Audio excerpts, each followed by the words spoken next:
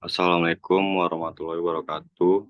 Kami dari Teknik Informatika kelas C2 dari kelompok 3. Di sini kami akan mempresentasikan teknik modul input-output. PPT ini disusun oleh Slamet Febriansa dengan NIM 22552011165 dan juga Dani Iskandar 22552012009. Pertama di sini ada struktur modul. Terdapat berbagai macam modul seiring perkembangan komputer itu sendiri. Contoh yang sederhana dan fleksibel adalah Intel 8255A yang sering disebut PPI, Programmable Peripheral Interface.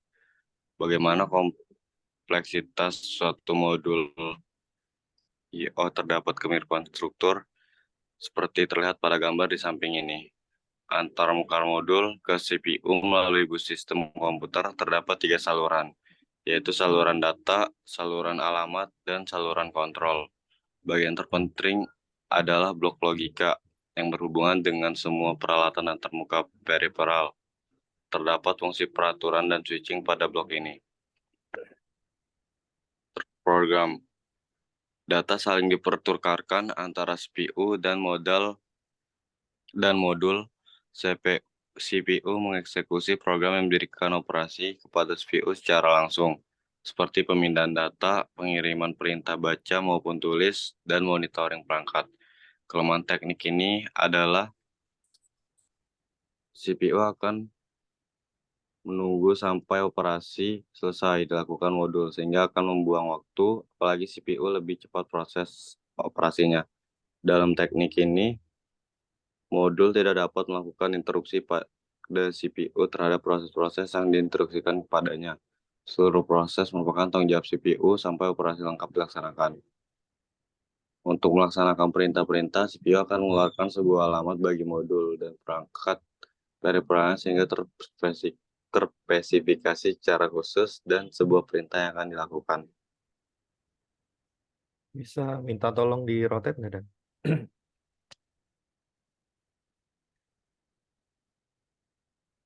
Ini kasih.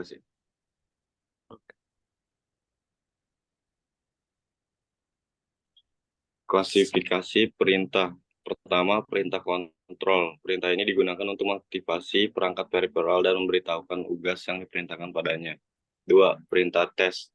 Perintah ini digunakan CPU untuk menguji berbagai kondisi status modul dan peripheralnya.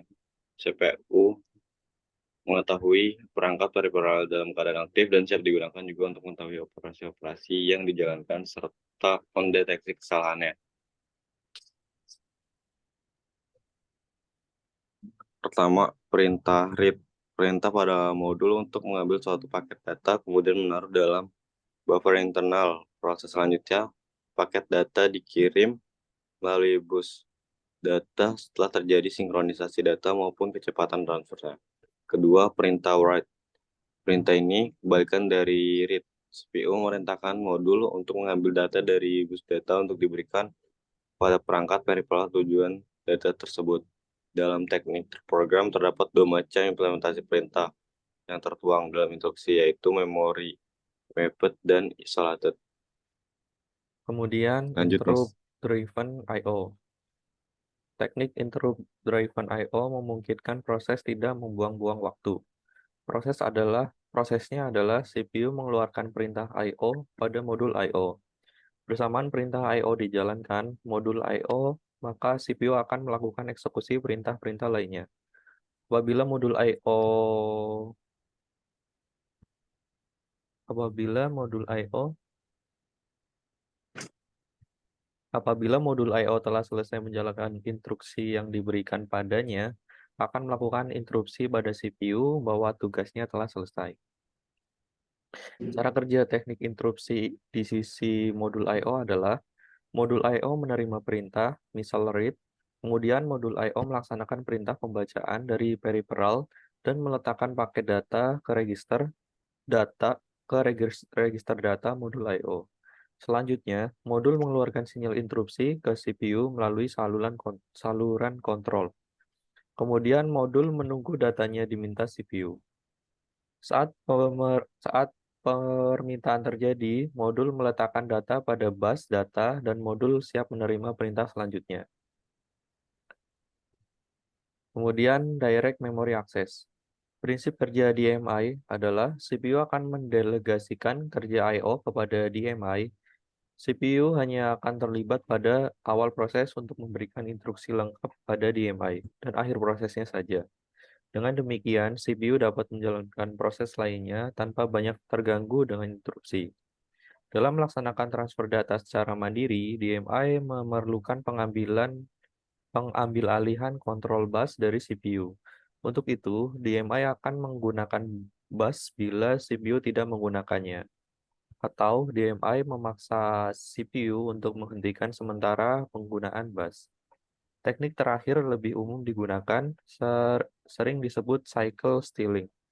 Karena modul DMI mengambil alih siklus bus, penghentian sementara penggunaan bus bukanlah untuk interupsi, melainkan hanya penghentian proses sesaat yang berimplikasi hanya pada keterlambatan eksekusi CPU saja. Kemudian perangkat eksternal. Perangkat eksternal atau lebih umum disebut peripheral tersambung dalam sistem CPU melalui perangkat pengendalinya, yaitu modul I/O seperti yang telah dijelaskan sebelumnya. Secara umum, perangkat eksternal diklasifikasikan menjadi 3 kategori. Yang pertama, human reliable, yaitu perangkat yang berhubungan dengan manusia sebagai pengguna komputer. Contohnya, monitor, keyboard, mouse, printer, joystick, dan disk drive.